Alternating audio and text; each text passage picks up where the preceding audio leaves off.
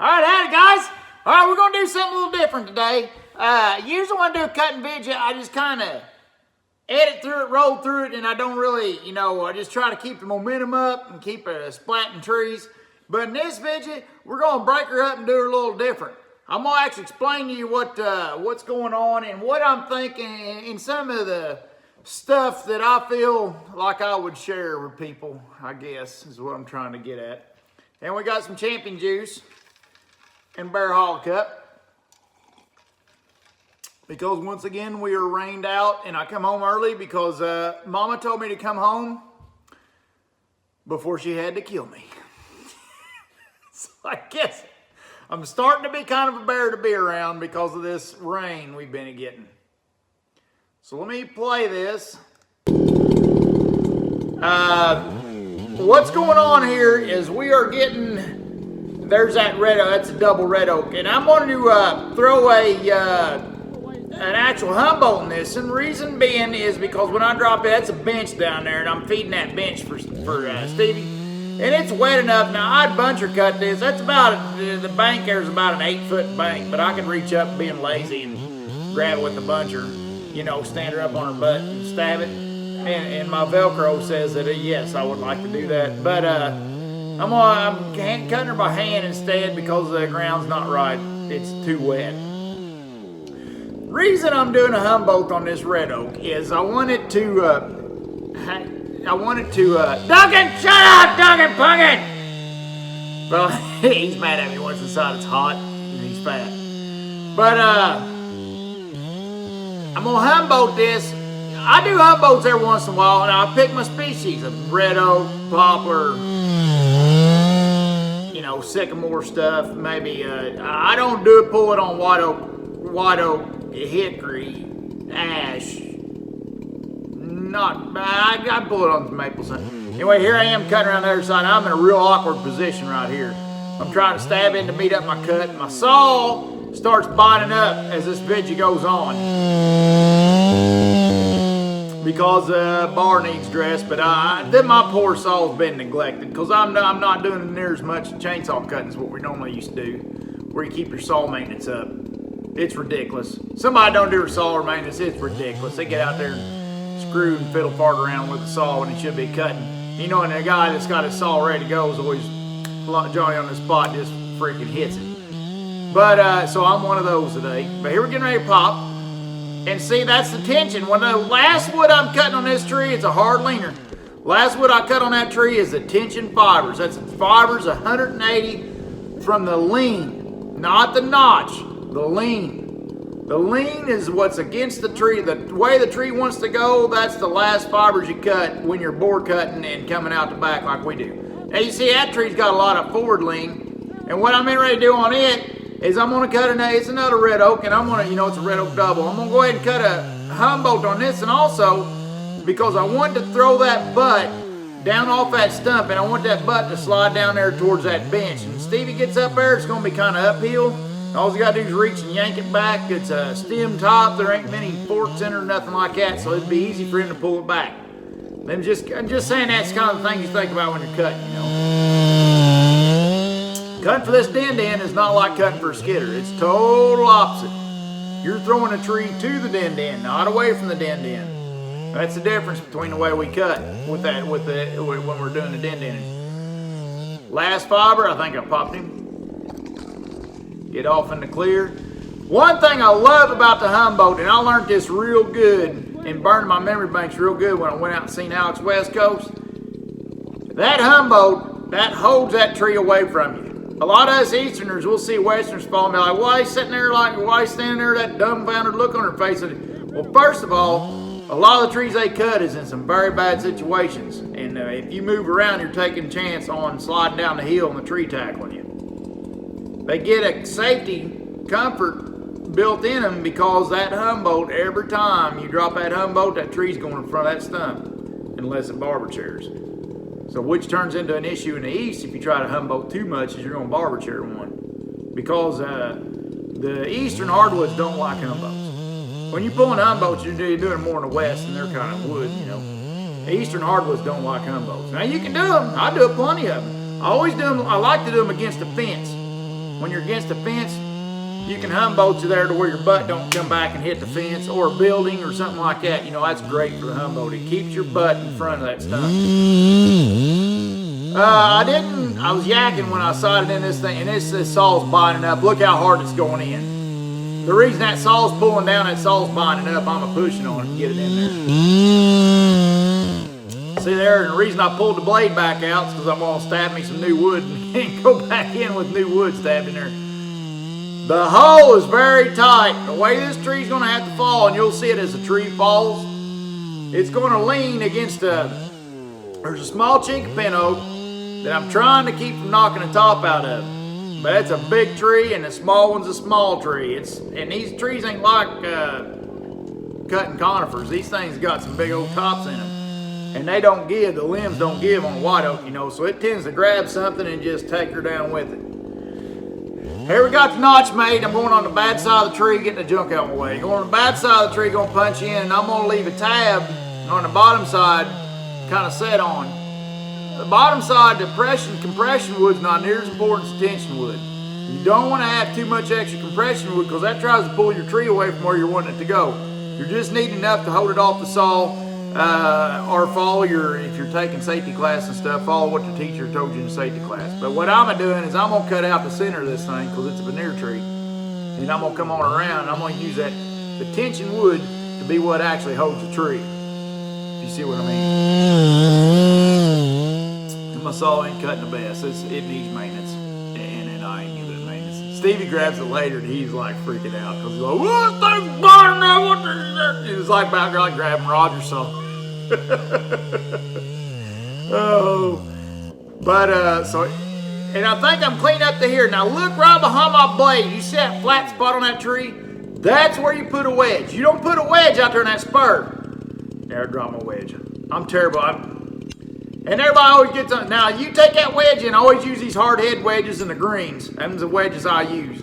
And sometimes that K&H 10-incher. But them's 8-inchers, and they're, I always carry a hard head and a green. Love them. They knife in tight and you make a mistake. You don't never want your tree set back on you. Once you do that, you've done screwed up. You want to put that wedge in there and hold that tree if you're going to cut with wedges. I normally don't cut with wedges, but on occasions I do. Now, don't get me wrong, I spent years cutting with wedges. You ain't talking to a guy that ain't used to cutting with wedges. I just don't like to use them unless I have to. Them Velcro bottom jeans.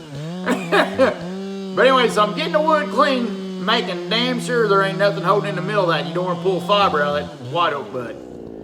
And I wouldn't have had to cut so much wood if it wasn't for the fact that my saw's dull, or not. It's a little dull, not super dull, but mostly binding up. But you can see she's going to be a hard drive. But it's going to drive. That's a big old heavy tree. If you misjudge a tree like that, you ain't going to drive your wedge in it. But here what I'm doing, I'm putting a second wedge in there. Now what a second wedge does is you drive them both together.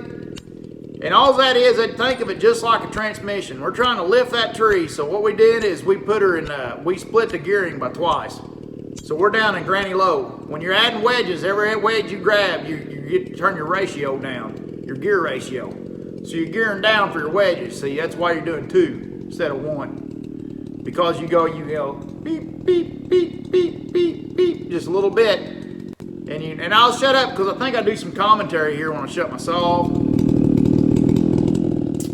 But I hate wedging trees. But I'm getting ready to wedge this one over against my better judgment. But it's got to come up the hill.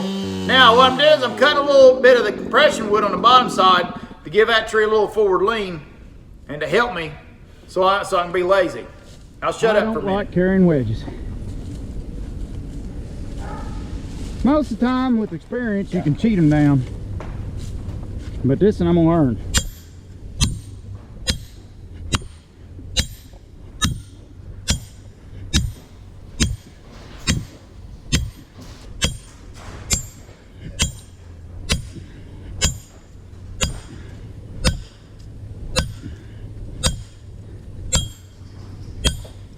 Never stick both your wedges at the same time.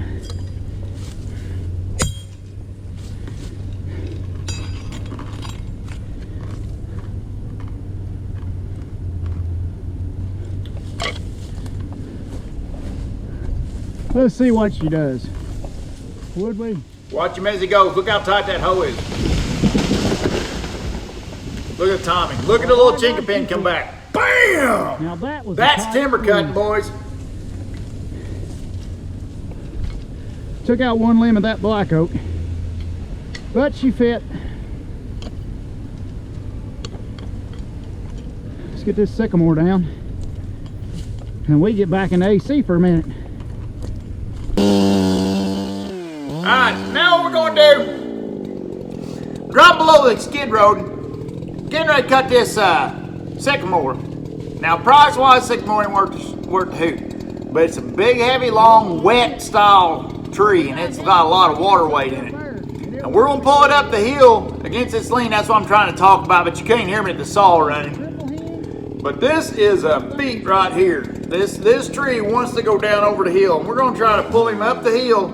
I got enough forward lean that I'm gonna pull this off without a swing Dutchman. But with this binding up piece of crap, I'm gonna be able to pull it off without a swing Dutchman. But I'm gonna have to triple hinge it. Now I didn't want to do a Dutchman on it because what you do in a Dutchman is you drop that bottom side of that tree to give that sucker some forward lean, some forward momentum. And I don't want to take the chance. I'm already leaning over the hill hard enough. I'm barely gonna be able to do this. Now watch this saw bind up. Oh.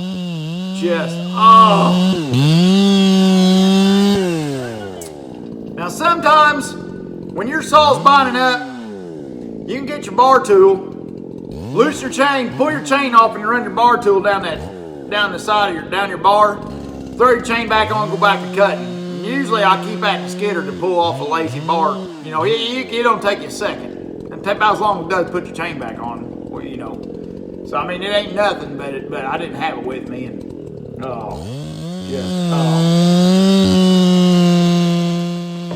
And the only way we're gonna pull this off is we're gonna have to use a triple hinge. And Steve, you can say whatever you want to say, but it took a triple hinge on this tree. That tree. Cutting these trees, it's all about physics.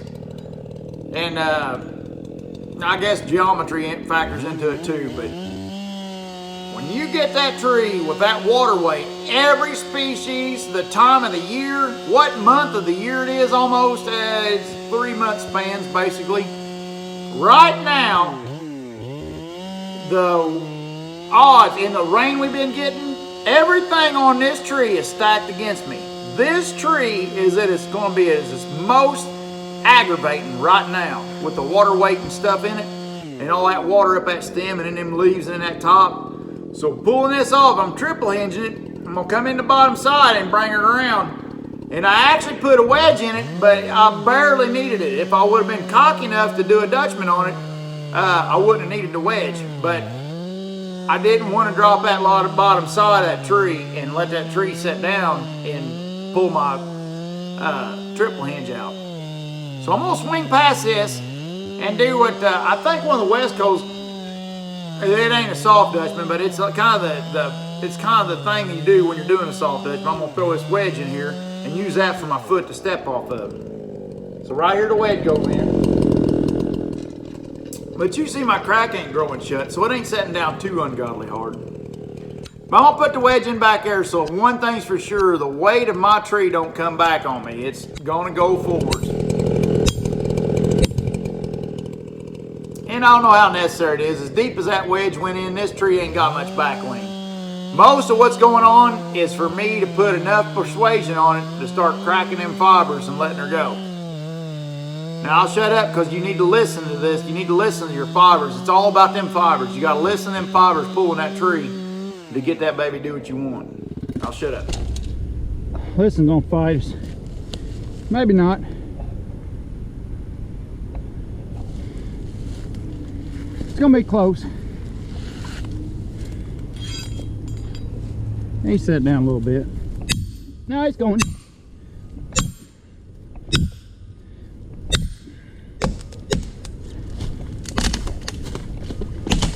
Go. Look at him, stay right up there like a good boy. That's what we told him to do.